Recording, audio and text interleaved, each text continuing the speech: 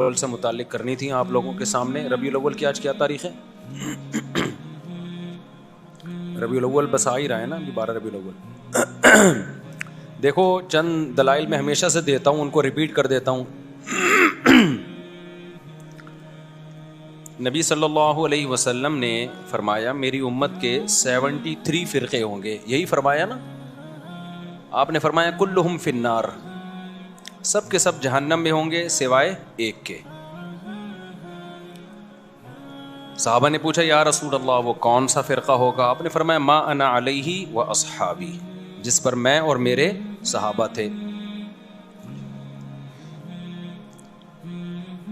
نبی نے یہ کیوں نہیں فرمایا کہ جو قرآن پر عمل کرتے تھے وہ جنتی ہوگا؟ یہ کیوں نہیں فرمایا کہ جو قرآن اور حدیث پر عمل کرتے ہیں وہ جنتی ہوں گے؟ یہاں قرآن کا تذکرہ نہیں ہے، بلکہ آپ نے فرمایا جس پر میں اور میرے صحابہ۔ وجہ اس کی یہ ہے کہ کیونکہ یہ 73 فرقے اسلام کی طرف منسوب ہوں گے نا، تو قرآن کو تو سب مانتے ہوں گے، کیونکہ اگر قرآن کا انکار کر دیں پھر تو اسلام رہا ہی نہیں نا، پھر تو اسلام کے فرقے تھوڑی ہوئے۔ تو ان میں ہر شخص سہارا قرآن سے لے رہا ہوگا، دلائل کہاں سے دے رہا ہوگا؟ قرآن سے۔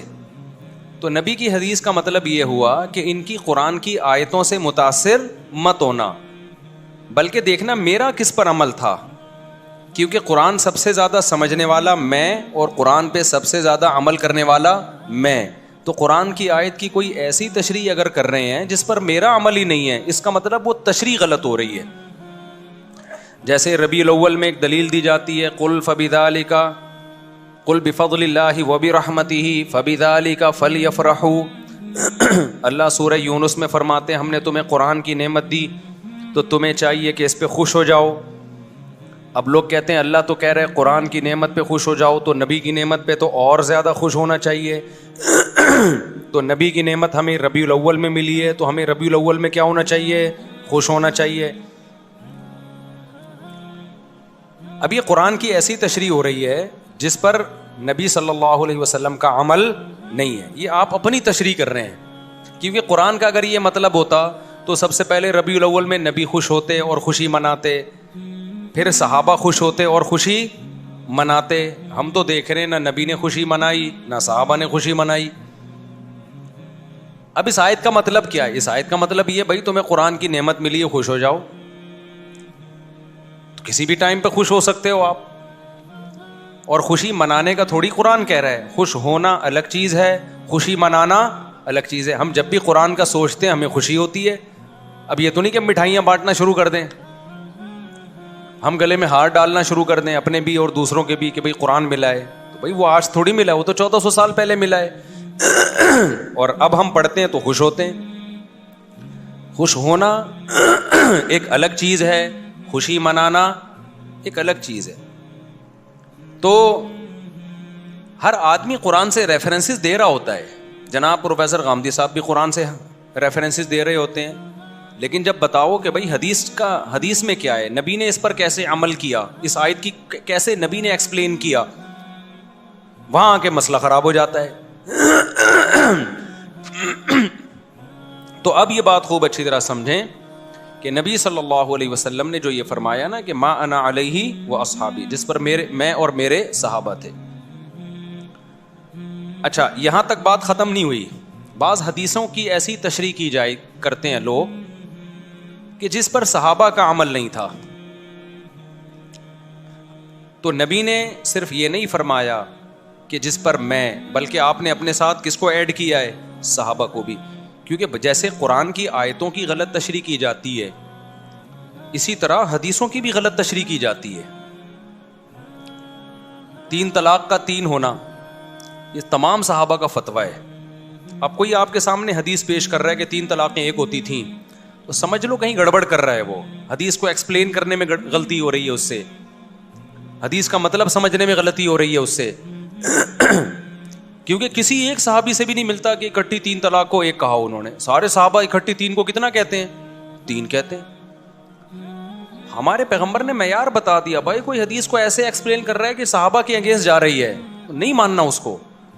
فرقے سارے یہیں سے بنتے ہیں، کوئی قرآن کا لیبل لگا کے فرقہ بنائے گا, کوئی حدیث کا لیبل لگا کے. اسی وجہ سے کیا کہا گیا ہے کہ جو جنتی فرقہ ہے نا وہ ہے اہل سنت والجماعت, جو سنت کو بھی مانتا ہے اور صحابہ کے اجماع کو بھی مانتا ہے, جماعت صحابہ کو بھی مانتا ہے. قرآن و سنت کی وہ تشریح نہیں کرتا جو صحابہ سے میچ نہیں کرتی. اس حدیث سے ہمیں پتہ چلتا ہے کہ بھئی جو اہل سنت والجماعت ہیں وہ جنتی فرقہ ہے. سمجھ میں آ رہی ہے بات کہ نہیں آ رہی؟ لیکن آج بڑا مسئلہ یہ ہے کہ جو آدمی کسی بھی غلط چیز کی طرف جائے گا وہ لیبل بہت اچھا لگا لے گا. مثال کے طور پر ہمارے ہاں بہت سے حضرات ایسے ہیں جو اسلاف کے اقوال کو نہیں مانتے, نام سلفی رکھ لیا انہوں نے. میں سارے سلفیوں کو برا نہیں کہہ رہا, لیکن بہت ایسے ملیں گے کہ اسلاف کے جب قول ان کے سامنے پڑھ پڑھ کے سنائے جائیں وہ نہیں مانتے اس کو, لیکن کہتے اپنے آپ کو کیا ہیں, سلفی کہہ رہے ہوتے ہیں. رنگی کو نارنگی کہیں, تند مال کو کھویا, چلتی کو گاڑی کہیں. جو چلتی بھی چیز ہے اس کو لوگ کیا کہتے ہیں, گاڑی. گاڑی کا مطلب تو گڑی بھی ہے. اور جو تند مال ہے اس کو کہتے ہیں جو اتنا بہترین مال کو کھویا, یعنی کوئی ہم نے دودھ بھی کھو دیا یہاں. اور نارنگی, حالانکہ وہ تو رنگی بھی چیز ہے نا, اتنا کلر پیارا ہوتا ہے, اس کو لوگ کیا کہتے ہیں, نارنگی, یعنی رنگی نہیں ہے اس میں. تو یہی حال آج کل فرقوں کے اچھے اچھے لیبل میں. اسلاف کی ایک نہیں ماننا, نام کیا رکھ لینا, سلفی. اہل سنت والجماعت یعنی حدیث اور صحابہ کو فالو نہیں کرنا, سنت اور جماعت, صحابہ کی جماعت کو فالو نہیں کرنا, نام کیا رکھ لینا, ہم اہل سنت والجماعت ہیں. سمجھ میں آ رہی بات؟ ملتے جلتے ناموں سے لوگ دھوکہ کھا رہے ہیں. جماعت المسلمین نے کیا گڑبڑ کی؟ حدیث میں آتا ہے جو مسلمانوں کی جماعت سے الگ ہو کے نیا فرقہ بنائے گا وہ جہنم میں جائے گا. مسلمانوں کی جماعت سے الگ ہوا ایک فرقہ 1975 میں, اس الگ فرقے, وہ فرقہ جماعت المسلمین سے الگ ہوا ہے نا مسلمانوں کی جماعت سے, اس نے نام اپنا کیا رکھ لیا, جماعت المسلمین. تو یہ ملتے جلتے ناموں سے دھوکہ کھانے کی بالکل بھی ضرورت نہیں ہے. یہ لیبل ہے مارکیٹ میں چل رہے ہیں. میں بار بار ایک مثال دیتا ہوں کہ ایک آدمی نے چینی کی بوری پہ چاول لکھا ہوا تھا. لوگوں نے پوچھا بھائی اس کے اندر چینی ہے, باہر چاول کیوں لکھا ہوا ہے؟ کہتا ہے مکھیوں کو دھوکہ دینے کے لیے. تو بتاؤ مکھی دھوکے میں آ جائے گی؟ مکھی تو دھوکے میں نہیں آتی, کیونکہ بوری کے اندر جو چینی کی خوشبو ہے وہ اس کو لائے گی. آپ لیبل سے دھوکے میں آتے ہو. جو اپنے آپ کو سلفی کہتے ہیں آپ سمجھتے ہو یہ اسلاف کے قول اقوال پر عمل کرتے ہیں. جو اپنے آپ کو اہل سنت والجماعت کہتا ہے آپ سمجھتے ہو یہ حقیقت میں اہل سنت والجماعت ہیں. جو اپنے آپ کو جماعت المسلمین کہتا ہے آپ سمجھتے ہو یہ سچی مچی کے جماعت المسلمین ہیں. آپ اس خوشبو کو نہیں دیکھ رہے کہ عملی دنیا میں کون ہے جو حدیث اور صحابہ کو فالو کر رہا ہے, پریکٹیکل لائف میں کون ہے. اس پہ آپ غور و فکر کرنے کے لیے تیار ہی نہیں ہو. تو ناموں سے میں جانے کی بالکل بھی ضرورت نہیں ہے. کام کو دیکھو, کام کیا ہے, کام اہل سنت والجماعت والا ہونا چاہیے. اب یہیں سے ہم ربیع الاول کو دیکھتے ہیں. ربیع الاول کو کہ یہ جو ربیع الاول ہے جس پہ ہم خوشیاں منا رہے ہیں, مٹھائیاں بانٹ رہے ہیں, ہار پھول ہے, اور اب تو بہت کچھ ہونے لگا ہے. طواف شروع ہو گئے ہیں, کعبہ کی شبیہ بنائی جاتی ہے, اس کا طواف ہو رہا ہے, کیک کٹ رہے ہیں. یعنی بدعت میں جتنا آگے جائیں گے تو جاتے چلے جائیں گے نا آپ. لیکن آپ پہلے اسٹیپ سے دیکھیں, مٹھائیاں تو بٹتی ہیں, حلوے تو پکتے ہی ہیں. یہ تو بہت کم درجے کا کوئی بدعت کو فالو کرے گا نا تو پہلا اسٹیپ ہے اس کا. لیکن ہمیں تو ایک لڈو بھی نہیں ملتا نبی کی سیرت میں. حلوہ تو آگے کی چیز ہے بھائی. ایک مبارک بادی کا پیغام بھی نہیں ملتا ہمیں پیغمبر کی سیرت میں کہ ربیع الاول آیا ہو اور ہمارے نبی نے کسی کو مبارک بادی کا پیغام دیا ہو, یا چلو نبی نے نہیں دیا صحابہ نے دیا ہو. کوئی ایک ضعیف موضوع روایت بھی نہیں ہے اس بارے میں. سمجھ میں آ رہی ہے بات کہ نہیں آ رہی؟ تو اب اگر کوئی اسکالر قرآن و سنت کے دلائل کے انبار لگا دیں, اس کا مطلب بھائی وہ قرآن و سنت کی اپنی اخپل تشریح ہے. یہ پشتوں میں کہتے ہیں اخپل ہے. ہمیں صحابہ میں نہیں ملتی یہ چیز, نہ تابعین میں ملتی ہے, نہ تبع تابعین میں ملتی ہے. یہ تو ہندوستان میں بہت بعد میں جا کے ایک رسم شروع ہوئی ہے. تو اس لیے میں نہیں کہتا کہ جو ربیع الاول منا رہے ہیں وہ نبی سے محبت نہیں کرتے ہوں گے, ہم سے زیادہ محبت کرتے ہوں گے, لیکن علم نہ ہونے کی وجہ سے محبت کا رخ ٹھیک بولو نہیں. میں کسی پہ الزام نہیں لگاتا کہ وہ نبی سے کر سب نبی کی محبت میں ہی رہے ہیں, کیک بھی کٹ رہے ہیں اور بتیاں بھی لگا رہے ہیں, ہار پھول بھی, اور کچھ لوگ تو ناچ گا بھی رہے ہیں, کر رہے ہوں گے, لیکن بھائی یہ محبت وہ ہے جو آپ کے, یہ وہ اسٹائل ہے جو آپ کا اپنا اسٹائل ہے. اللہ اس محبت کے اسٹائل کو قبول کرے گا, انداز کو قبول کرے گا جو اللہ اور اس کے رسول صلی اللہ علیہ وسلم کے بتائے ہوئے طریقے کے مطابق ہوگا. تو پہلی بات تو یہ ہوئی کہ ہمیں صحابہ, تابعین, تبع تابعین, اہل سنت والجماعت کے فقہ میں 4 امام ہیں. فقہ کہتے ہیں قرآن و سنت کے جو مسائل مرتب کیے ہیں وہ کنہوں نے کیے ہیں؟ 4 اماموں نے. امام ابو حنیفہ, امام مالک, امام شافعی, امام احمد بن حنبل.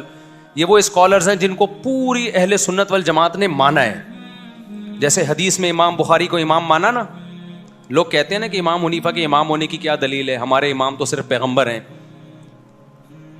بھائی امام ابو حنیفہ کو امام فقہ میں مانا جاتا ہے ایک خاص جزیے میں, کہ نبی صلی اللہ علیہ وسلم تو نبوت میں امام ہے, سب کے امام ہیں. اس کی مثال ایسے جیسے امام بخاری حدیث میں امام ہے یا نہیں. اب کوئی کہ نہیں ہمارے امام صرف امام نبی صلی اللہ علیہ وسلم ہے, تو ابے بھائی تو کدھر کی کدھر لگا رہا ہے. اس سینس میں ہم تھوڑی امام ابو حنیفہ کو امام بولتے ہیں, ہم اس سینس میں امام ابو حنیفہ کو امام بولتے ہیں جس سینس میں ہم امام بخاری کو حدیث کا امام بولتے ہیں, تو اسی سینس میں ہم امام ابو حنیفہ کو فقہ کا امام بولتے ہیں. فقہ کا مطلب کیا ہے؟ قرآن و حدیث سے مسائل مرتب کر کے ہمارے سامنے پیش کیے, انہوں نے کیے یا ان کے شاگردوں نے ان کے حکم پہ کیے, لیکن یہ انداز ان کا تھا.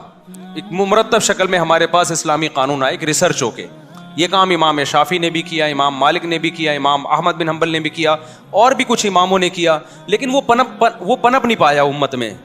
اللہ کی طرف سے اس کو مقبولیت نہیں ملی. علماء صالحہ نے اس کو اس طرح قبول نہیں کیا, ان کے کام کو ایکسیپٹ کیا. جیسے بہت سارے محدثین گزرے ہیں, لیکن سب تو مشہور نہیں ہوئے نا. جن سے اللہ نے کام لیا, جن کو امت میں مقبولیت ملی, وہ امام ابو داؤد ہیں, امام بخاری ہیں, امام مسلم ہیں, امام بہقی ہیں, اور امام ابن ماجہ ہیں. تو یہ مشہور لوگ ہیں جن کو بس اللہ کی مرضی ہوتی ہے, امت میں کسی کو اللہ مقبولیت عطا کر دیتے ہیں جس سے اللہ دین کا کام لینا چاہیں. تو اس سینس میں امام حنیفہ کو امام کہا جاتا ہے. کچھ لوگ کہتے ہیں ہمارے امام تو صرف محمد صلی اللہ علیہ وسلم ہے, اور کوئی ہمارے امام نہیں ہے. ان کو اپنے دماغ کے علاج کی ضرورت ہے. ایک صاحب کہنے لگے, میں نے کہا قائد اعظم نے فرمایا. اس نے کہا قائد اعظم جو ہے نا صرف پیغمبر صلی اللہ علیہ وسلم ہے. قائد اعظم مطلب سب سے بڑے قائد, وہ صرف محمد صلی اللہ علیہ وسلم ہے. ابے میں نے کہا کدھر کی کدھر لگا رہے. قائد اعظم ہم اس سینس میں نہیں کہتے کہ نبی کے مقابلے میں, وہ تو یقیناً پیغمبر صلی اللہ علیہ وسلم ہے. قائد اعظم کا مطلب جتنے دنیا میں اس زمانے میں امام جو محمد علی جناح کے دور میں جو بھی قائدین ہیں جنہوں نے اپنے قوموں کی آزادی کے لیے محنت کی, اس سینس میں ہم قائد اعظم کہتے ہیں. تو آج کل سینس لیس لوگ ہیں اور وہ ہمیں کہہ رہے ہیں ہم سے دین سیکھو, جن کو امام کے لفظ کا مطلب نہیں. امام ہر جگہ مختلف معنی میں استعمال ہوتا ہے. اب آپ کو ہمارے امام مفتی طارق مسعود صاحب ہیں, اگلا کہ ہمارے امام تو صرف جو ہے محمد صلی اللہ علیہ وسلم ہے. تو آپ کہو بھائی ہم مسجد کے امام کی بات کر رہے ہیں, نماز میں ہمارے امام مفتی صاحب ہیں. اگلا بولے نہیں, نماز میں بھی ہمارا امام محمد صلی اللہ علیہ وسلم ہے. آپ کو بھائی اصل میں یوں بتانا چاہ رہا ہوں کہ نماز میں, جمعے کی نماز میں ہمارے امام مفتی طارق مسعود صاحب ہیں. آپ کہیں نہیں, جمعے میں بھی ہمارا امام کون ہے؟ محمد صلی اللہ علیہ وسلم ہے, ہم ان کو دیکھیں. اس کا مطلب یہ پاگل ہے, یہ کیا ہے, اس سے بحث کرنا فضول ہے. تو امام ابو حنیفہ کو محمد صلی اللہ علیہ وسلم کے مقابلے میں امام نہیں کہا جاتا. امام ابو حنیفہ کو اس سینس میں امام کہا جاتا ہے کہ رسول اللہ صلی اللہ علیہ وسلم سے جو حدیثیں منقول ہیں, اسی طرح قرآن سے اور صحابہ کے جو اقوال ہیں, ان کو چھانٹی کر کے ان میں بحث مباحثہ کر کے دلائل کی قوت کی زور سے ایک رائے قائم کر کے اسلامی لا کو ریٹن فارم میں لانا, اور پھر پوری دنیا کے علماء کا اس پہ اعتماد کرنا, یا بڑی دنیا کا اس پہ اعتماد کرنا. اس سینس میں ان کو امام کہا جاتا ہے. سمجھ میں آ رہی ہے بات کہ نہیں آ رہی ہے؟ اس سینس میں امام کہا جاتا ہے. تو اہل سنت والجماعت کے فقہ میں جو حدیثوں میں امام بخاری بھی امام ہے, امام مسلم بھی ہے, امام ابو داؤد بھی ہیں. اب اگر کوئی حدیث کی آج ایسی تحقیق لا رہا ہو جو امام بخاری کی تحقیق سے میچ نہیں کر رہی, تو آپ اس کی تحقیق کو مانو گے؟ اٹھا کے دیوار پہ پھینک دو گے, بولا کہ تو نیا آیا ہے کیا؟ یہ کام ائمہ محدثین پہلے کر چکے ہیں. اسی طرح یاد رکھو فقہ میں یہ چاروں کو امام مانا گیا ہے اور ان کے شاگردوں کو ان کے بعد امام مانا گیا ہے, اور ان کے شاگرد صدیوں سے چلتے چلتے آج تک آ رہے ہیں. امام شافعی کے بھی امام احمد بن حنبل یہ امام بخاری کے استاذ ہیں. اب سوچو امام بخاری کا استاذ کیا بلا ہوگا, وہ میں بلا برے سینس میں نہیں کہہ رہا, یعنی علم میں کیا مقام ہوگا جو امام بخاری کے کیا ہیں, استاذ ہیں. اور پھر امام احمد بن حنبل کے استاذ ہیں امام شافعی, سمجھ رہے ہو. پھر امام شافعی کے استاذ ہیں محمد ابن حسن جو امام ابو حنیفہ کے شاگرد ہیں, اور امام محمد بن حسن کے استاذ کون ہیں, امام ابو حنیفہ. تو انہوں نے مرتب کیا ہے, ان کے شاگردوں نے کیا, لیکن انہی کے حکم پہ اور انہی کے اقوال کو ترتیب دے کے نا, کتاب الوضو, کتاب الزکوٰۃ, کتاب الصوم. اس سے پہلے یہ ترتیب ہمیں نہیں ملتی تھی, جیسے حدیثوں کی ترتیب نہیں ملتی تھی ہمیں, حدیثیں تو تھیں, ترتیب نہیں تھی. تو ایسے ہی فقہ کے مرتب ہونے سے پہلے فقہ تو تھا, مسائل تو تھے, مرتب بعد میں کیا گیا ہے. اب جب ایک چیز مرتب ہو جاتی ہے نا تو پھر آپ اس کے پابند ہو جاتے ہیں. پھر اس میں یہ کہنا کہ اس کی کیا دلیل ہے کہ میں ابو حنیفہ یا امام شافعی کے فقہ کو فالو کروں, نبی کے دور میں تو کچھ بھی نہیں تھا. تو میرے بھائی یہ بالکل ایسی فضول بات ہے جیسے کوئی کہ مجھے کیا ضرورت ہے امام بخاری کی کتاب کو فالو کروں, نبی کے دور میں تو یہ کتاب تھی نہیں. او بھائی نبی کے دور میں یہ ساری حدیثیں تھیں, مرتب بعد میں کیا گیا, صحیح ضعیف کو چھانٹا بعد میں کیا ہے. جب کر لیا تو اب آپ اس کو فالو کرنا پڑے گا آپ کو اس کو. تو اسی طرح نبی کے دور میں, صحابہ کے دور میں مسائل تھے, مرتب نہیں تھے, چھانٹی نہیں تھے, ضعیف قول بھی تھا, صحیح قول بھی تھا. ان ائمہ نے مرتب کر کے قانون کو مرتب کر دیا. اب جب مرتب کر دیا, پوری امت اس پہ جمع ہو گئی, اب آپ اس سے ہٹو گے تو آپ ایک نیا فتنہ کھڑا کرو گے. اب آپ کو اس کا پابند ہونا ہے.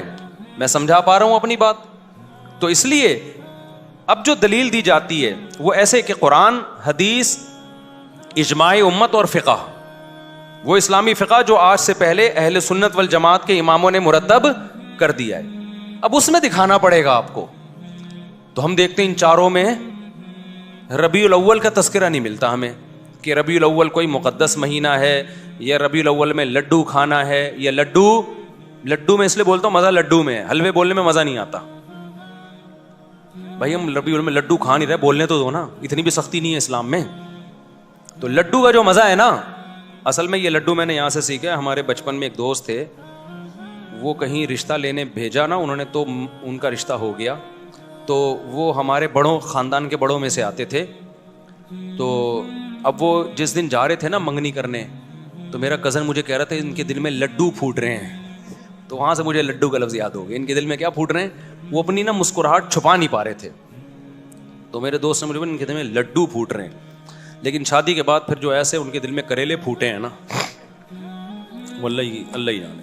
تو خیر, تو ہم دیکھتے ہیں نہ امام ابو حنیفہ سے اس بارے میں کچھ منقول ہے, نہ امام شافعی سے, نہ امام مالک سے, نہ امام احمد ابن حنبل سے. یہ چاروں فقہ کے امام ہیں جن کو پوری دنیا میں فالو کیا گیا ہے. آپ انڈونیشیا میں جاؤ گے سارے شافعی ملیں گے, ملیشیا میں جاؤ گے سارے شافعی ملیں گے آپ کو, ایران میں جاؤ گے جو اہل سنت والجماعت میں سارے حنفی ملیں گے آپ کو, ازبکستان, آذربائیجان جو روس سے آزاد ریاستیں ہیں ان میں سارے حنفی ملیں گے آپ کو, پورا افغانستان حنفی ہے, پورا پشاور حنفی, پورا لاہور, سوائے چند فیصد لوگوں کے جو حنفی نہیں ہیں, وہ بھی اب حنفی نہیں ہوئے. ان کے باپ دادوں میں جاؤ گے وہ بھی سارے کیا تھے, حنفی. کچھ لوگ کہتے ہیں ہم منگول ہیں, تو منگول سارے حنفی تھے جب اسلام قبول کیا تھا انہوں نے. سمجھ میں آ رہی ہے بات؟ کچھ لوگ کہتے ہیں ہم کیا ہیں, منگول ہیں. تو آپ ماضی میں جاؤ گے سارے منگول کیا تھے جب اسلام قبول کیا تھا, سارے کیا تھے, وہ حنفی تھے. یہاں تک کہ آج جو یہ کہہ رہے ہیں نا ہندوستان پاکستان میں حنفی نہیں ہوں, تو وہ نہیں ہے تو اس کے ابا حنفی تھے, ابا نہیں ہو تو دادا حنفی تھے, دادا نہیں تو پردادا تو کنفرم کیا تھے, حنفی. اسلام آیا ہی حنفی ہی اسلام لے کر آئے ہیں بر صغیر میں. سمجھ میں آ رہی ہے بات؟ بر صغیر میں اسلام کون لے کر آیا ہے, حنفی لائے ہیں. تو سارے حنفی تھے. جتنے بر صغیر میں آپ کو حنفیوں کے علاوہ نظر آئیں گے نا, یا شافیوں کے علاوہ, تو وہ دادا پردادا پردادا کے اوپر, بس اس سے آگے ان کے سارے کون تھے, وہ حنفی. تو پوری دنیا میں جہاں بھی اسلام گیا ہے نا, اور آج تھوڑی گیا ہے, صدیوں پہلے گیا ہے, تو یا تو حنفی تھے. پورا افریقہ مالکی ہے, وہاں امام مالک کے فالوورز پہنچے جنگوں میں, جہاد میں, تو وہاں سارا کیا ہے, فقہ مالکی ہے. ملیشیا, انڈونیشیا, سارا کیا ہے, فقہ شافعی ہے. پورا ہندوستان، پورا بنگلہ دیش، پورا افغانستان، پورا برما، یہ پوری آبادی چائنا سے کئی گنا زیادہ ہے، یعنی کئی گنا تو نہیں لیکن بہت زیادہ ہے. یہ سارے کیا تھے بھائی؟ جب اسلام آیا حنفی تھے. کوئٹہ پورا کیا جب اسلام آیا؟ حنفی. افغانستان میں جتنے بڑے بڑے جہادی کمانڈر گزرے ہیں جو لڑتے رہے ہیں غیر مسلموں سے، ہندوستان میں آ کے جو راجپوتوں سے لڑائیاں ہوئی، ہندوؤں سے لڑائیاں ہوئی، پانی پت کی لڑائی، وہ سارے حنفی تھے. شاہ اسماعیل شہید رحمۃ اللہ علیہ جو انگریزوں کے خلاف جہاد کرنے نکلے، وہ اور ان کی فوج میں سارے کیا تھے؟ حنفی. مجدد الفسانی رحمۃ اللہ علیہ جنہوں نے جب اکبر بادشاہ نے نیا دین نکالا اور ملحد ہو گیا، اس کے جو ہے نا اس کو اصلاح کرنے والے اور ہندوستان میں اسلام کو بچانے والے مجدد ثانی، وہ بھی کیا تھے؟ تو آپ کو ہندوستان کی 1200 سالہ تاریخ میں سارے حنفی ملیں گے. آپ ملیشیا کی 1200 سالہ تاریخ میں سارے شافعی ملیں گے آپ کو. سعودی عرب کی 1200 سالہ تاریخ میں 70-75% حنبلی ملیں گے آپ کو. سمجھ رہے ہیں؟ اور یہ چاروں اہل سنت کے والجماعت کے مکاتب فکر ہیں. اب یہاں لوگ ایک بات کہتے ہیں کہ ہمیں تو نبی نے حنفی نہیں کہا، نہ ہمیں نبی نے شافعی کہا ہے. سمجھ رہے ہو بات کو؟ ہم تو مسلم ہیں، یقیناً مسلم ہیں، غیر مسلم کے مقابلے میں. اللہ نے ہمارا نام مسلم رکھا ہے کس کے مقابلے میں؟ غیر مسلم. لیکن جب اہل سنت والجماعت میں ہی قانون مرتب ہو گیا تو اس قانون میں اگر کوئی ایک مکتبہ فکر کو فالو کر رہا ہے تو وہ دوسرے مکتبہ فکر سے جو اپنی پہچان الگ کرے گا مسلم کہہ کے نہیں کرے گا. اب کوئی شافعی یہاں بیٹھا ہوا ہو، مجھ سے پوچھے آپ کیا ہیں، میں کہا مسلم، تو کہے گا میں کیا غیر مسلم نظر آ رہا ہوں تجھے؟ تو حنفی کہا جاتا ہے شافعی کے مقابلے میں، حنبلی کہا جاتا ہے شافعی کے مقابلے میں. اور اس کی ضرورت کبھی پڑتی نہیں ہے، کبھی پڑے تو کہا جاتا ہے، ورنہ پڑتی نہیں ہے ضرورت اس کی. سمجھ رہے ہو گے؟ میں تو ابھی صرف یہ بتانے کے لیے بتا رہا ہوں کہ یہ جو آج کل نئے نئے مارکیٹ میں فرقے آ رہے ہیں نا کہ ہمارا کوئی فقہی دین نہیں، نہ ہم حنفی ہیں نہ شافعی ہیں، ان کے ابا دادا پردادا کیا تھے؟ سارے حنفی تھے. اب یا تو وہ سارے غلط تھے یا یہ غلط ہیں. تو لوگ بڑے آرام سے کہہ دیتے وہ سارے غلط تھے. وہ سارے کیا تھے؟ غلط. میرے ایک بیان پہ کسی نے کمنٹس کیے کہ اگر صدیوں سے مسلمان غلط چیز پہ چلے آ رہے ہیں تو کیا ہم اس غلطی پہ باقی رہیں کیا؟ یہ کمنٹ بہت دفعہ آتے ہیں میرے بیان پہ. مفتی صاحب بار بار یہ کہتے ہیں کیا یہ سارے صدیوں سے غلط تھے؟ کیا یہ سارے صدیوں سے غلط تھے؟ پھر لوگ یہ بھی نیچے کمنٹس، میں کمنٹس بہت پڑھتا ہوں اپنے بیانات کے نیچے تاکہ مجھے بھی اصلاح کا موقع ملے نا، مجھے بھی پتہ چلے ہمارے بیان کا امپیکٹ کیا ہو رہا ہے، پبلک جا کدھر کو رہی ہے. تو بہت سے لوگ یہ کہتے ہیں کیا یہ سارے غلط تھے؟ پھر دلیل میں کہ یہود و نصارہ میں بھی تو سارے غلط تھے، یہود و نصارہ بھی تو صدیوں سے غلط چلے آ رہے ہیں، تو وہ غلط ہو سکتے ہیں تو ہم نہیں غلط ہو سکتے.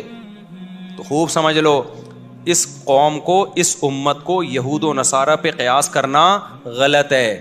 یہود و نصارہ میں جو پیغمبر آئے وہ آخری نبی نہیں تھے، لہذا اللہ کی طرف سے کوئی گارنٹی نہیں تھی کہ یہ گمراہ نہیں ہو سکتے، لہذا وہ صدیوں سے سارے گمراہ ہو گئے. وہ آخری نبی نہیں ہے اور نئے نبی نے آنا ہے. لیکن ہمارے پیغمبر صلی اللہ علیہ وسلم کے بعد اب کوئی نیا پیغمبر نہیں آئے گا، لہذا اللہ نے ضمانت لی ہے کہ اب یہ امت صدیوں سے غلط بات پہ جمع نہیں ہو سکتی، کیونکہ نیا پیغمبر آ کے تھوڑی ٹھیک کریں گے اس امت کو. تو علماء صلحاء نہیں ٹھیک کرنا ہے، تو سارے غلط ہو گئے تو ٹھیک کون کرے گا؟ کیا 15ویں صدی میں 2-4 اسکالر آ کے ٹھیک کریں گے کیا؟ نہیں آئی بات میرا خیال ہے سمجھ میں. تبھی حدیث میں آتا ہے لا تجتمع امتی علی ضلالہ. آپ نیٹ پہ لکھیں، اس کا ریفرنس آ جائے گا، عربی میں لکھ دیں آپ.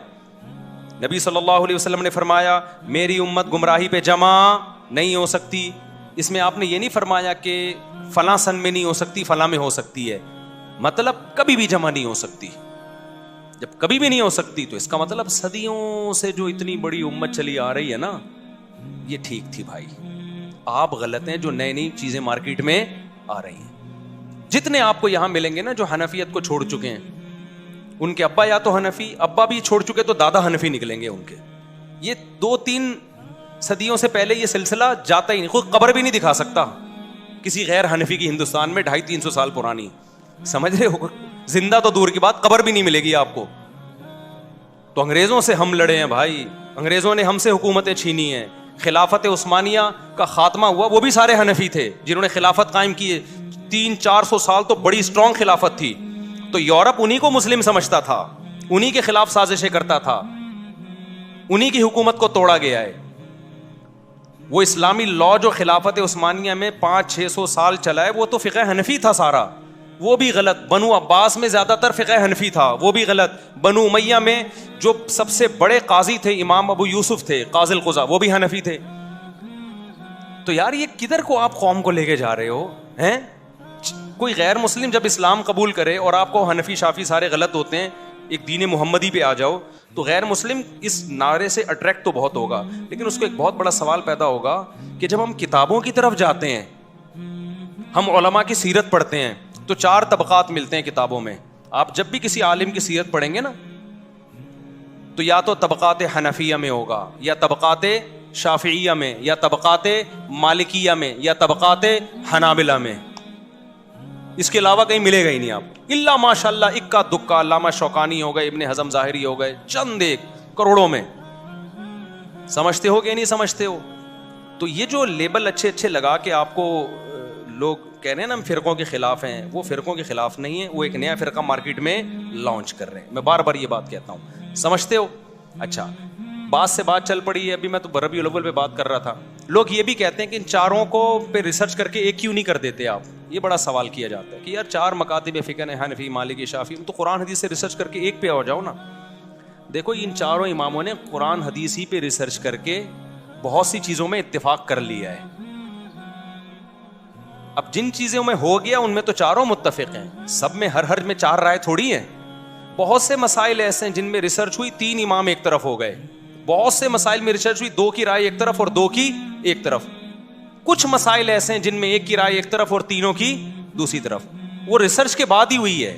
اب جب ہو گئی، اب اس اختلاف کو ختم نہیں کیا جا سکتا، کیونکہ اب اس کو ختم کرنے کے لیے بیٹھیں گے تو نئی نئی آرا اور وجود میں آئیں گی. اتھارٹی کون ہے جو یہ فیصلہ کرے گی کہ یہ صحیح ہے وہ غلط ہے؟ یہ تو ایک نئی جنگ میں امت چلی جائے گی نا. اب اس کا حل یہی ہے کہ ایک کو فالو کرو، دوسرے کو برا مت کہو، کیونکہ وہ بھی قرآن حدیث سے، یہ بھی قرآن حدیث سے ہے. تو امت صدیوں سے اس ٹریک پہ چل رہی ہے اور بڑی کامیابی سے چلی ہے. اسی ٹریک پہ چلتے ہوئے دنیا پہ حکومت کی ہے. ہندوستان میں ہم نے 1000 سال حکومت کی. اگر ہم ہندوستان میں بیٹھ جاتے ہیں نا کہ نہیں یہ غلط ہے، نیا بناؤ، تو نیا نہیں بنتا. مسلمانوں کی تلواریں آپس میں ہی چلتی رہتی، ایک دوسرے سے مناظروں میں ہی ساری صلاحیتیں برباد ہو جانی تھی. سمجھتے ہو کہ نہیں سمجھتے ہو؟ تو منگول بھی کیا تھے بھائی؟ حنفی تھے وہ.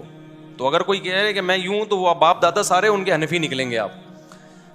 تو اچھا، اور اگر پھر بھی میں کہتا ہوں کوئی نہیں مانتا ان چاروں مکاتب فکر کو، وہ کہتا ہے یہ غلط ہے چاروں، ہم صرف مسلم ہیں، یقیناً ہم صرف مسلم ہیں، لیکن جہاں ضرورت ہوگی، جہاں فقہا کا اختلاف ہوگا، تو پھر تو مینشن کرنا پڑے گا نا میں کس کی رائے کو فالو کرتا ہوں. لیکن اگر آپ نہیں مانتے، آپ کہتے ہو چاروں غلط ہیں، میں قرآن و حدیث پہ لوگوں کو لاؤں گا. آپ کے خیال میں یہ تورات و انجیل پہ لے کر آئے ہیں، ہم قرآن و حدیث پہ لاتے ہیں، تو پھر میں آپ سے کہتا ہوں پھر آپ بھی ایک فقہ مرتب کر دو. کتاب الوضو، کتاب الزکوٰۃ، کتاب الصوم ایک لکھو جس پہ آپ کے مسلک کے سارے علماء کے دستخط ہوں. لیکن ایسا پاسبل نہیں ہے، کیونکہ ایک رائے ہوگی، دوسرے کی دوسری رائے ہوگی، تیسرے کی، اور اتنا اختلاف ہوگا جو چاروں اماموں میں بھی نہیں ہے. اتنا بڑا ایک اختلاف، تو 5واں مرتب ہی نہیں ہے کوئی. تو مرتب نہیں ہے تو ہم کیسے لوگوں کو کہیں کہ اس کو فالو کرو؟ ہے ہی نہیں. اب میں آتا ہوں ربیع الاول کی طرف. تو اب مجھے بتاؤ، قرآن میں ہے ربیع الاول منانے کا؟ حدیث میں ہے. اگر قرآن کی آیتیں سے آپ نکالتے بھی ہو تو ہم پیغمبر کی سیرت میں ہمیں کیوں نظر نہیں آتا؟ صحابہ کی سیرت میں ہمیں نظر کیوں نہیں آتا؟ تابعین کی سیرت میں، چاروں اماموں کی کتابوں میں کیوں نہیں ہے؟ وہ تو زیادہ ماہر تھے وہ تو. اور ہمارے جو حضرات ہیں جو ربیع الاول مناتے ہیں، وہ تو امام حنیفہ کو کہتے ہیں اپنے آپ کو کہ ہم ان کی اتباع کرتے ہیں. وہ تو اپنے آپ کو حنفی کہتے ہیں. تو فقہ حنفی کی کتابوں میں دکھا دیں بھائی، جو معتبر کتابیں ہیں اس میں بھی کہیں نہیں ملے گا آپ کو. اب رہ کیا گیا؟ اب رہ گئے ہمارے جذبات. تو دین جذبات کا نام نہیں ہے. دین کس کا نام ہے؟ اللہ، اس کے رسول کی اطاعت کا نام ہے. اب میں ایک بات آپ سے کر کے اپنی بات کو ختم کرتا ہوں. دیکھو، ہمیں حدیث میں ملتا کیا ہے کہ نبی صلی اللہ علیہ وسلم نے اپنی ولادت کے دن کو کیسے منایا ہے؟ منایا بھی ہے کہ نہیں منایا؟ ہمارے نبی صلی اللہ علیہ وسلم کی صحیح حدیث سے ثابت ہے کہ آپ پیر کے دن پیدا ہوئے. یہ بات سب مانتے ہیں، امت کا اتفاقی عقیدہ ہے کہ نبی کس دن پیدا ہوئے؟ پیر کے دن. آپ صلی اللہ علیہ وسلم پیر کے دن روزہ رکھا کرتے تھے. صحابہ نے پوچھا تو آپ نے فرمایا یہ میری ولادت کا دن ہے. مجھے بتاؤ روزہ اور عید یہ جمع ہو سکتے ہیں؟ بولو، عید کے دن کوئی روزہ رکھتا ہے؟ حالانکہ آپ صلی اللہ علیہ وسلم نے اور کوئی بھی ایسا کوئی دن منایا نہیں ہے، صرف ایک ولادت کو منایا. کس طرح سے؟ روزہ رکھ کے. اس میں یقیناً یہ حکمت تھی کہ امت اس کو سیلیبریٹ کرنا نہ شروع کر دے، اس کو تہوار کے طور پہ منانا نہ شروع کر دے. روزہ رکھ کے مہر لگا دو کہ اس میں تہوار اور عید کا عنصر ختم. اگر آپ صلی اللہ علیہ وسلم روزہ نہ رکھتے تو یہ نیوٹرل ہوتا ہے، یہ دن نہ تہوار کا ہوتا نہ روزے کا ہوتا. پھر بھی تہوار منانا جائز نہیں تھا، کیونکہ تہوار کے لیے ثبوت کی ضرورت تھی. قرآن و سنت سے ثبوت دکھانا چاہیے. ہم خود سے تو کوئی عید نہیں بنا سکتے نا بھائی. ایک عید الفطر ہے، اس کی ہمیں دلیل ملتی ہے. ایک عید الاضحیٰ ہے، اس کی دلیل ملتی ہے. بیچ میں کسی دن کو ہم عید منا لیں تو جائز ہوگا؟ لوگ بولیں گے قرآن حدیث سے دکھاؤ. تو اگر نبی صلی اللہ علیہ وسلم نے پیر کے دن روزہ نہ بھی رکھا ہوتا تو بھی یوم ولادت کو سیلیبریٹ کرنا یا تہوار کے طور پہ منانا ہمارے لیے جائز نہیں ہوتا، کیونکہ بخاری مسلم کی حدیث ہے لکل قوم عید ولنا عیدان. آپ نے فرمایا ہر قوم کے لیے ایک سال میں ایک دن تہوار کا ہوتا ہے، اور ہمارے کتنے ہیں؟ دو، ایک عید الفطر اور ایک عید الاضحیٰ. یہاں تک بات کلیئر ہو گئی. لیکن ہمارے نبی نے اس سے آگے بڑھ کے باقاعدہ روزہ رکھا، اور روزہ اور تہوار جمع نہیں ہو سکتے. تو تہوار کا تو کانسیپٹ ہی ختم ہو گیا ہے. آپ کہہ سکتے ہو ہم رات کو مناتے ہیں عید میلاد النبی، ہم دن میں تھوڑی مناتے ہیں. ہم کب مناتے ہیں؟ رات کو. اور بڑی مشکل میں اسلامی تہوار جتنے بھی ہوتے ہیں دن میں ہوتے ہیں، راتوں میں غیر مسلموں کے تہوار ہوتے ہیں. عیسائیوں کی کرسمس صبح 8 بجے ہوتی ہے، رات کو 12 بجے ہوتی ہے. رات کو عیسائیوں کو دیکھا ہوگا سج دھج کے بتیاں وتیاں لگا کے جو بھی وہ کرتے ہیں. ہمارے تہوار دن کی روشنی میں، جبکہ دن میں نبی نے روزہ رکھ لیا. اب ایسا نہ ہو آپ 12 بجے کو روزہ رکھنا شروع کر دو. پیر کا روزہ ہے، 12 کا تو روزہ بھی نہیں ہے. یہ تو میں سمجھانے کے لیے، کیونکہ روزے کے لیے بھی ثبوت چاہیے. ویسے تو سال میں کسی بھی دن روزہ رکھو، آپ اسپیشل اس دن کو زیادہ فضیلت سمجھ کے روزہ رکھنا یہ جائز نہیں ہے. تو نبی نے اپنے یوم ولادت میں روزہ رکھا. پہلی بات، تہوار رات کو نہیں ہوتے. اسلامی تہوار کب ہوتے ہیں؟ دن میں ہوتے ہیں. کیوں؟ اسلام نے دن کی روشنی میں، کیونکہ رات کے نا جب خوشی مناتا ہے تو برائیوں کی طرف ذہن جاتا ہے انسان کا، شراب کباب کی طرف جاتا ہے. تبھی دیکھو کرسمس میں کتنی شرابیں پی جاتی ہیں، کتنا کچھ ہوتا ہے الٹا پلٹا. اسلام نے کانسیپٹ رات سونے کے لیے، عبادت کے لیے، دن کیا ہے؟ خوشی کے لیے. صبح صبح ہم عید کی نماز کیسے نہا دھو کے آتے ہیں، اس بہانے بہت سے پوستی صبح اڑے جاتے ہیں اس بہانے. کتنا نورانی وقت ہوتا ہے. جمعہ بھی ایک چھوٹی عید ہے، حدیث میں اس کو بھی مجازن عید کہا گیا ہے. اس میں بھی خطبہ ہوتا ہے جیسے عیدوں میں ہوتا ہے. اس میں بھی 2 رکعتیں ہوتی ہیں جیسے عید میں. جمعے کی وہی شرائط ہیں جو عید کی شرائط ہیں. جمعہ گاؤں میں نہیں ہوتا. صحابہ کرام گاؤں سے جمعہ شہر میں پڑھنے آیا کرتے تھے. عید کی نماز بھی گاؤں میں نہیں ہوتی. جمعے کے لیے بھی کچھ شرطیں ہیں کہ اتنے افراد ہوں گے تو جمعہ ہوگا. عید کے لیے بھی شرطیں ہیں کہ اتنے افراد ہوں گے تو عید کی نماز ہوگی. 2 آدمی عید کی نماز نہیں پڑھ سکتے، 2 آدمی جمعے کی نماز بھی نہیں پڑھ سکتے. عید میں بھی خطبہ ہے، جمعے میں بھی کیا ہے؟ خطبہ. عید کے دن روزہ رکھنا بھی حرام، اور اسپیشلی جمعے کو خاص کر کے روزہ رکھنے کو بھی نبی نے ناپسند کیا ہے. تو ساری باتیں جمعے میں عید والی پائی جاتی ہیں کہ نہیں پائی جاتی؟ اب آپ ذرا دلائل کو سمجھیں. اس سے پتہ چلتا ہے جمعے میں بھی عید کا کانسیپٹ ہے. اب آپ دیکھو، سب سے پہلے جو آسمانی مذہب ابھی جو باقی ہیں ان میں یہودی مذہب تھا. ان کے لیے ہفتے کا دن مقدس، ہفتے کے دن وہ جمع ہو کے عبادت کرتے. اس کے بعد کون سی قوم آئی؟ عیسائیوں کی. ان کے لیے کون سا دن مقدس تھا؟ اتوار کا. اس کے بعد مسلمان آئے تو کون سا ہونا چاہیے تھا؟ پیر کا. کیا خیال ہے بھائی؟ تو وہ تو نبی کا یوم ولادت بھی تھا. تو وہ تو 2 وجہ سے، ایک تو یہ کہ ہم عیسائیوں کے بعد آئے تو اتوار کے بعد پیر بنتا ہے، اور دوسرا ہمارے نبی کا یوم ولادت بھی ہے تو نور علی نور. اب تو ہمارے لیے پیر کا دن اور مقدس ہونا چاہیے تھا، اور تہوار منانا چاہیے، نہا دھو کے کپڑے پہن کے. جمعہ جو ہے پیر کو ہونا چاہیے تھا، لیکن اسلام نے کیا کر دیا اس کو؟ ریورس. نا نا نا نا نا، اتوار کے بعد پیر تو آتا ہے، اور تم آئے بھی عیسائیوں کے بعد ہو، لیکن میں ریورس کر کے جمعے کی طرف لے جاؤں گا، تاکہ کسی کے ذہن میں یہ تصور نہ بیٹھ جائے کہ نبی کا چونکہ یوم ولادت ہے اس لیے اس کو سیلیبریٹ کرنے کے لیے ہمیں یہ دن مقدس بنا کے ہمیں دیا گیا ہے تاکہ ہم اس میں نہائیں دھوئیں, صاف ستھرے کپڑے پہن کے مسجدوں میں آئیں. تو آپ مجھے بتاؤ, ہفتے میں 7 دن ہیں, ان میں ایک دن یوم ولادت ہے, تو آپ نہاتے اس دن ہو, خوشبوئیں اس دن لگاتے ہو یا جمعے کو لگاتے ہو؟ کبھی دیکھا نبی صلی اللہ علیہ وسلم نے پیر کے دن خوشبوئیں لگائی ہوں, نہائے ہوں؟ ویسے تو آپ ڈیلی خوشبو لگاتے تھے, لیکن اسپیشلی جو آپ کے لیے جوڑا تھا وہ جمعے کے دن کے لیے تھا. جو اچھا جوڑا پہنتے تھے آپ, اسپیشلی جو خوشبوئیں لگاتے تھے وہ کس دن؟ جمعے کے دن. اسپیشلی جو آپ نے نہانے کا حکم دیا کس دن؟ جمعے کے دن. اسپیشلی جو اچھے سے اچھا کپڑا پہننے کا حکم دیا کس دن؟ جمعے کے دن. تو پیر کو کیوں نہیں کیا آپ صلی اللہ علیہ وسلم نے؟ میں سمجھا پا رہا ہوں اپنی بات؟ تو تمام دلائل سے پتہ چلتا ہے بھائی کہ ہمارے نبی تو روزہ رکھ کے اس میں بڑی عید کا کانسیپٹ بھی ختم کر رہے ہیں اور چھوٹی عید کا کانسیپٹ جو جمعے والی عید ہے اس کا کانسیپٹ بھی ختم کر رہے ہیں. تو اتنا کچھ ہونے کے بعد بھی اگر آپ کہتے ہو کہ نہیں جی نبی کے یوم ولادت کو ہم نے سیلیبریٹ کرنا ہے, ہم نے خوشی منانی ہے, جو نہیں منا رہے وہ شیطان ہے, سبھی تو جہاں میں خوشیاں سوائے ابلیس کے سبھی تو جہاں میں خوشیاں, ایسا کوئی شعر ہے. تو باتیں کرنے پر گورنمنٹ کی طرف سے کوئی پابندی نہیں ہے, لیکن ان دلائل کو اللہ کے سامنے دے کر آپ اللہ رسول کو مطمئن نہیں کر سکتے. تو یہ دیوبندی بریلوی بحث نہیں میں کر رہا. دیوبندی بریلوی تو بہت بات کے نام ہیں, ہم تو بات کر رہے ہیں سیدھا سیدھا. بھائی قرآن کی بات کرو, حدیث کی بات کرو, اور آپ فقہ میں فقہ حنفی کو فالو کرتے ہو. آپ کہتے ہو قرآن حدیث کی تشریح میں جب اختلاف ہوگا تو ہم کس کو فالو کریں گے؟ فقہ حنفی کو فالو کریں گے. یہی مطلب ہوتا ہے فقہ حنفی کو فالو کرنے کا. یہ مطلب نہیں ہوتا کہ قرآن حدیث کے خلاف ہم فقہ حنفی کو فالو کر رہے ہیں یا نبی کے خلاف. نبی کے خلاف کوئی شخص فقہ حنفی کو فالو کرے تو وہ کافر ہے, کیونکہ نبی کی بات پر ابو حنیفہ کی بات کو ترجیح دے رہا ہے وہ. لیکن ہوتا ایسے نہیں ہے, ہوتا یہ کہ نبی کے بات کے کئی مطلب نکل رہے ہیں, تو اس میں کس کی رائے کو ترجیح دی جا رہی ہے؟ ابو حنیفہ کی رائے کو. اپنی رائے کے بجائے یا آج کل کے اسکالرس کے بجائے فقہ حنفی کو ترجیح دی جا رہی ہے یا فقہ شافعی کو ترجیح دی جا رہی ہے. تو آپ تو کچھ بھی نہیں ہے آپ کے پاس. تو اس کا مطلب یہ ہوا کہ بھائی پھر یہ خواہشات ہیں یا وہ جذبات ہیں جس پہ اللہ اس کے رسول صلی اللہ علیہ وسلم کی طرف سے مہر نہیں لگی ہے.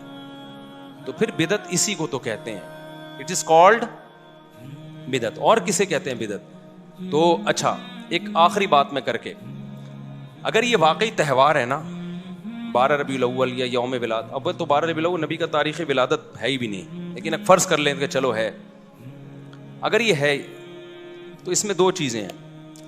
دنیا میں جتنی بھی قومیں ہیں نا, جتنے بھی مذہب ہیں, ان کا اپنے تہواروں میں کوئی اختلاف نہیں ہوتا, وہ سب سیلیبریٹ کرتے ہیں تہوار کو. تہوار کی یہ ڈیفینیشن ہے. جیسے ہندوؤں کا بھی کوئی دن آیا ہوا تھا نا 1-2 دن پہلے, تو سارے ہندو, یہاں تک کہ جو سیکولر لبرل ہندو ہیں وہ بھی منا رہے, بلکہ بہت سے مسلمانوں بھی منانا شروع کر دیا ان کے ساتھ. عیسائیوں کا تہوار 25 دسمبر کو آتا ہے. اٹلی کیا, جرمنی کیا, پیرس کیا, امریکہ کیا, پاکستان کیا, سعودی عرب کیا, کہیں دنیا میں کوئی عیسائی ہوگا وہ کرسمس منائے گا. کوئی زیادہ منائے گا, کوئی تھوڑا منائے گا, مخالفت کوئی نہیں کرے گا. تہوار تواتر سے چلا آتا ہے سب. جیسے اسی طرح مسلمانوں کے تہوار ہیں عید الفطر, عید الاضحیٰ. دن میں اختلاف ہوگا کہ آج منانی ہے کہ کل منانی ہے, وہ تو تاریخ میں اختلاف کی وجہ سے نا. لیکن ایسا ہوتا ہے کہ سعودی عرب میں عید منائی جا رہی ہے, جاپان میں نہیں منائی جا رہی. بھائی جاپان کے مسلمان بھی منا رہے ہیں, سعودیہ کے بھی, کراچی کے بھی, پنجاب کے بھی. جو لبرل مسلمان ہیں وہ بھی منا رہے ہوتے ہیں, کچھ نہ کچھ وہ بھی مبارکباد دے دیتے ہیں. جنہوں نے پورے رمضان روزہ نہیں رکھا, تراویح نہیں پڑھی, کچھ بھی نہیں کیا, وہ بھی کہتے ہیں بھائی عید مبارک. کہتے ہیں کہ نہیں کہتے؟ اگر یہ 12 ربیع الاول ہمارا تہوار ہے, عید کا دن ہے, تو اس میں اتنا بڑا اختلاف کیوں ہے؟ پھر اتنا بڑا اختلاف ہے, پورے ملک میں یہ شارٹ ہے. پورے سعودی عرب میں ایک جھنڈا بھی نظر نہیں آئے گا آپ کو. آپ کہہ دو وہ وہابی ہیں, وہ فلانے ہیں, وہ ڈمکانے ہیں. میں بھی اس بحث میں نہیں پڑھ رہا کہ کون وہابی ہے کون غیر وہابی ہے. میں تو کہہ رہا ہوں تہوار چاہے وہابی ہوں, وہابڑے ہوں یا غیر وہابڑے ہوں. وہابی کی سپرلیٹو ڈگری وہابڑا. بعض لوگ ہمیں یوں کہتے ہیں یہ وہابی نہیں, یہ تو وہابڑے ہیں, بہت بڑے وہابی ہیں ہم لوگ کے بارے میں. بعض لوگ کہتے ہیں تو وہابڑے ہوں یا غیر وہابڑے ہوں, بات یہ ہے کہ اگر وہ تہوار ہے تو پھر تو جو بھی اسلام کی طرف منسوب ہوگا سب منائیں گے نا. پورے سعودی عرب میں پتہ ہی نہیں ہوتا کسی کو. پھر میں ملیشیا میں تھا 12 ربیع الاول, چند سال پہلے میں ملیشیا میں تھا. 12 ربیع الاول آیا, پتہ ہی نہیں چلا, وہاں پہ گزر گیا. تو لوگوں میں بات ہوئی, ہو سکتا ہے کسی محلے میں منایا جا رہا ہو, لیکن باقی پورے ملیشیا میں ہمیں کہیں نظر نہیں آیا. تو یہ کیسا تہوار ہے؟ اچھا جن ملکوں میں منایا جا رہا ہے وہاں بھی پورے ملک میں نہیں، ایک شہر میں ہے دوسرے شہر میں ہے ہی نہیں. پھر جس شہر میں ہے ایک علاقے میں دوسرے علاقے میں نہیں. کراچی میں 12 ربیع الاول منائی جاتی ہے، کھارا در میں منا رہے ہو، ڈیفینس میں نہیں ہے، ناظم آباد میں نہیں ہے. پھر اگر ناظم آباد میں ہے بھی بالفرض تو ایک گلی میں ہے دوسری گلی میں نہیں ہے. پھر ایک گلی میں بھی اگر پوری گلی میں ہو رہی ہے تو سارے گھروں میں نہیں ہو رہی، 2 گھروں میں جھنڈے ہیں 2 گھروں میں جھنڈے نہیں ہیں. تہوار ایسا نہیں ہوتا بھائی. جو عیدیں ہوتی ہیں، جو تہوار ہوتے ہیں، وہ سب مل کے سیلیبریٹ کرتے ہیں. کھوپڑی شریف میں بات آ رہی ہے، ہمیں کسی پہ طنز نہیں کرنا. میں بار بار ایک بات کہتا ہوں، اپنے جو کانسیپٹ ہیں، نظریات ہیں، جو آپ کا مسلک ہے، جس پہ آپ کو اطمینان ہے، اس کو چھوڑو نہیں اور دوسرے کو چھیڑو نہیں. لیکن دلائل دینے کا تو ہمارا حق ہے، دلائل تو دے سکتے ہیں نا. تو ہم دلائل دے رہے ہیں، ہم چھیڑ کسی کوئی جھنڈا لگائے تو میں نہیں جا کے اتارتا. ہمارے اڑوس پڑوس میں بھی جھنڈے بھی لگ رہے ہیں، مٹھائیاں بھی آ رہی ہیں، ہم جا کے پھر بھی سلام کرتے ہیں، انکل خیریت سے ہیں آپ، طبیعت ٹھیک، سب اچھے کی رپورٹ. کہتے ہیں وعلیکم السلام مفتی صاحب، سب سیٹ چل رہا ہے، شادی مبارک، السلام علیکم، نکل لیے. ہم یہ نہیں کہتے یہ جھنڈا کیوں لگایا ہوا ہے، حلوے کیوں کھا رہے ہو. بھائی چھیڑنا نہیں ہے کسی کو. ہم نے ہمارے جو بس میں تھا ہم نے دلائل سامنے رکھ دیے، سمجھ میں آ جائے ٹھیک ہے، نہیں سمجھ میں آئے تو بھی ٹھیک ہے بھائی. اگر اللہ آپ کو بخش دے تو ہمیں کوئی اعتراض نہیں ہے، اللہ نہیں بخشے تو پھر ہمیں نہیں بولنا کہ تم نے بتایا کیوں نہیں تھا، ٹھیک ہے نا. تو ہم تو بس اس لیے جی کیا بول رہے ہیں حضرت. ہاں وہ تو امام احمد رضا صاحب نے لکھا ہے کہ 8 ربیع الاول ہے. اچھا یہ بھی ایک اہم بات ہے، جو تاریخیں ہیں نا تہواروں کی ان میں بھی اختلاف نہیں ہوتا.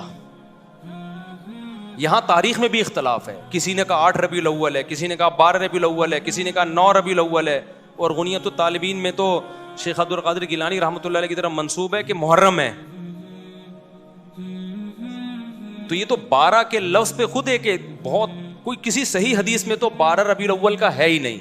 صحیح حدیث میں صرف اتنا ہے کہ پیر کے دن پیدا ہوئے. کوئی صحیح حدیث نہیں دکھا سکتے آپ اس میں کہ 12 کو نبی صلی اللہ علیہ وسلم پیدا ہوئے. تو بھائی جو اسلام کمپلیٹ ہو چکا ہے ہم نے اسی کو فالو بولو کرنا ہے. وہ وہی ہے جو صحابہ تابعین لے کر آئے اور ائمہ مجتہدین نے اس کو کتابوں میں محفوظ کیا. اس سے ہٹنے کی آپ کو اجازت نہیں ہے. ہٹو گے تو پھر خاردار جھاڑیاں ہیں. اور ایک اہم بات یہ بھی کہ بدعت کے پاؤں نہیں ہوتے، بدعت چینج ہوتی ہے، سنت چینج نہیں ہوتی. دیکھو فجر کی 2 فرض سنت ہے نا، 1400 سال سے 2 ہی چلے آ رہے ہیں. چینجنگ ہوئی اس میں، لیکن بدعت میں چینجنگ ہوتی ہے. ربیع الاول پچھلے سال جس اسٹائل سے منایا جا رہا تھا اس سے پچھلے سال وہ اسٹائل آپ کو نہیں ملے گا. اس سے پہلے نہیں، 100 سال پہلے جو منایا جا رہا تھا وہ بالکل ہی ڈیفرنٹ تھا. اس میں کیک کاٹنے کا، لڈو کا تصور ہی نہیں تھا. اس میں صرف جلسے ہوتے تھے اور ہار پھور اور تھوڑا بہت. تو ہر سال اس میں کیا ہو رہی ہے؟ چینجنگ. سنت ایک جیسی رہتی ہے، بدعت میں چینجنگ ہوتی رہتی ہے اور یہ ہر سال بدعت بڑھتی ہے. اب تو بہت سے بریلوی علماء بھی پریشان ہیں کہ یار یہ کیا ہو رہا ہے. مفتی منیب صاحب کا کتنی دفعہ بیان آیا ہے کہ یہ ہماری قوم چل کس طرف پڑی ہے، یہ کیا تماشا ہو رہا ہے. آپ نے سنا ہوگا کئی دفعہ انہوں نے بھی احتجاج ریکارڈ کروایا ہے نا. بھائی جب آپ نے بدعت کی ایک چیز رکھ دی ہے تو پھر قوم کو لگام کس اصول پہ دیں گے آپ. مثال کے طور پر آپ اذان سے پہلے الصلاۃ والسلام علیک یا رسول اللہ پڑھتے ہیں. ہمارے پاس جواب آسان ہے، بھائی نبی کے دور میں یہ نہیں ہوتا تھا تو ہم نہیں پڑھیں گے. آپ نے کہا اس میں ممانعت بھی نہیں ہے نا، درود پڑھنا تو بذات خود اچھا کام ہے، تو ہم اگر اذان سے پہلے پڑھ لیں تو کیا جا رہا ہے. اب آپ پھنسو گے. کیسے پھنسو گے؟ کل کوئی شخص اٹھے گا اور اذان ختم کرے گا لا الہ الا اللہ اور کہے گا محمد الرسول اللہ. ہم تو اس کو روکیں گے، ہم کہیں گے بھائی نبی سے اللہ اکبر سے لے کے لا الہ الا اللہ تک اذان ثابت ہے، نہ اس سے پہلے کچھ ایڈ کرو نہ اس کے بعد. آپ کس بیس پہ روکو گے؟ وہ کہے گا بھائی محمد الرسول اللہ کی مخالفت بھی تو نہیں ہے نا، میں کوئی غلط بات تھوڑی کر رہا ہوں. کلمہ تو مکمل نہیں ہوتا جب تک نبی کی رسالت کا اقرار نہ کیا جائے. تو یہ دکھاؤ نبی نے منع کہاں کیا ہے، تو آپ دکھا سکتے ہو. تو وہ چینج ہوگی. کل کوئی آئے گا وہ محمد رسول اللہ بھی کہے گا، پرسوں کوئی آئے گا تو وہ کہے گا اذان سے پہلے بھی اذان سے بعد بھی صلاۃ والسلام، ترسوں کوئی آئے گا. اب آپ دیکھو ہمارے ہاں مسجدوں میں کتنے آرام سے امام اور مقتدی سکون سے چلے جاتے ہیں. اینڈ ٹائم پہ امام مصلی پہ آتا ہے نماز جیسے کہ سنت ہے. کتنی حدیثوں میں ہے کہ نبی صلی اللہ علیہ وسلم جب مصلی پہ آتے جماعت کھڑی ہوتی اس وقت، ہے کہ نہیں ہے. اور جب فرض نماز ختم کرتے تو امام اور مقتدی کا رشتہ ختم ہو جاتا. یہ حدیثوں میں ہے، سب آزاد ہوتے.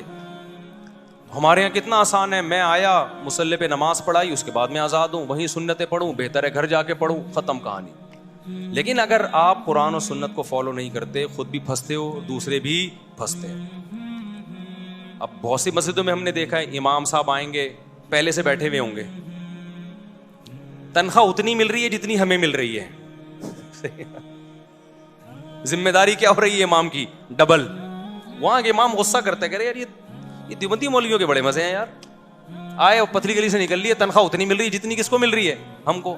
اب وہ آئیں گے، بیٹھیں گے، پہلے اقامت ہوگی، حی علی الصلاۃ پہ کھڑے ہوں گے سب، پھر امام کو اجتماعی دعا کرانی ہے لمبی جہری.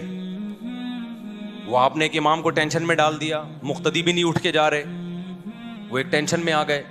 آپ کہہ سکتے ہو دعا سے کوئی ٹینشن میں نہیں آتا، یقیناً نہیں آتا جب اپنی مرضی سے مانگ رہا ہو. جب گن پوائنٹ پہ مانگ رہا ہو تو بھی ٹینشن ہی ٹینشن ہے، پھر ٹینشن ہی ٹینشن ہے. وہ اپنی مرضی سے تھوڑی مانگ رہا ہے، اس کو پتا میں گیا تو لوگ کہیں گے بھابڑا، نماز پڑھاتے ہی نکل لیا. امام کو یہ ہوتا ہے کہ ابے مجھے بھابڑا بولیں گے. تو اب وہ بیٹھا ہے بیچارہ، وہ دعا کرا رہا ہے، یا اللہ، بڑی لمبی دعا ہوتی ہے. پھر وہ بھی کافی نہیں ہے، دعا کے بعد امام نے سنتیں بھی وہیں پڑھنی ہے، پھر سنتوں کے بعد ایک اور جہرن لمبی دعا مانگنی ہے اس نے. تو بیچارہ یہ گن پوائنٹ پہ ہو رہا ہے. تو وہ امام کا حوصلے کو داد میں کہتا ہوں تنخواہ ڈبل کرو کم از کم. خیر، تو اسی طرح عید میں جو گلے ملنے والا کانسیپٹ ہے، ہم بار بار کہتے ہیں رسول اللہ صلی اللہ علیہ وسلم سے یہ ثابت نہیں ہے. ہم آسانی سے مشکل سے بڑی آسانی سے نکل گئے ہم. اب میں جب عید کی نماز پڑھاتا ہوں، میں لوگوں سے کہتا ہوں بھائی ہول سیل کے حساب سے سب کو دعائیں، ٹھیک ہے نا، مبارک، اور پتلی گلی سے نکل لی ہم. لیکن جو لوگ کہتے ہیں گلے ملنے چاہیے، سنت ہے، یا یہ کہ نبی نے روکا بھی تو نہیں ہے نا گلے ملنے سے، تو مانگو. وہ عید کے دن جو ٹینشن ہوتی ہے نا، وہ جس پہ گزرتی ہے وہی جانتا ہے. سب سے 3 دفعہ گلے ملنا ہے، یوں ملو، پھر یوں ملو، پھر یوں ملو، پھر وہاں سے نکلے وسیم بھائی آ رہے ہیں، یوں ملو، پھر یوں ملو، پھر یوں ملو، پھر غفار بھائی آ رہے ہیں، یوں ملو، پھر یوں ملو، پھر یوں ملو، پھر سبکتگین صاحب آ گئے، پھر ان سے ملو، پھر تبسم صاحب آ رہے ہیں وہاں سے، پھر اور غفار بھائی آ رہے ہیں، پھر وہاں سے تو نام جمشید آ رہا ہے وہاں سے. صرف وہ نہیں آ رہا جس نے آپ سے قرضہ لیا ہوا ہے، جس کے انتظار میں آپ اس کو تلاش کر رہے ہو، وہ ملے تو چھوڑوں گا نہیں اس کو، وہ نہیں آئے گا. کس قدر ٹینشن ہے یار، کس قدر ٹینشن. ایک گلی سے گزرنا مشکل، یوں جا رہے ہو، وہاں سے 10 آدمی آ رہے ہیں، ابے تینوں سے گلے ملو، پھر وہاں سے ٹن مارا، ادھر سے 20 آدمی آ رہا ہے، خود بھی مصیبت میں، دوسرے بھی مصیبت میں. ہلکا پھلکا رکھو یار، عید ہے، کوئی عذاب تھوڑی ہے. تو ہم کتنے آرام سے پتلی گلی سے نکل لیتے ہیں. میں جو عید پڑھاتا ہوں تو السلام علیکم جی، پتلی گلی نکلو گئے. لوگ بھی نہیں ملتے، کہہ رہے ہیں بس کافی ہے. کوئی پرانا دوست آ گیا تو چلو مصافحہ کر لیا اس سے، بہت ہو گیا، کوئی پرانا آ گیا تو چلو. گلے ملنا بذات خود حرام تو نہیں ہے نا، لیکن اس کا التزام کرنا کیا ہے، یہ ناجائز ہے، اس کو سنت سمجھنا ناجائز ہے. تو اتنی ٹینشن یار، اتنی ٹینشن. تو بدعت میں جب بھی انسان جاتا ہے، اپنے لیے بھی ٹینشن اور دوسروں کے لیے بھی ٹینشن، اور جب بھی سنت پہ رہتا ہے خود بھی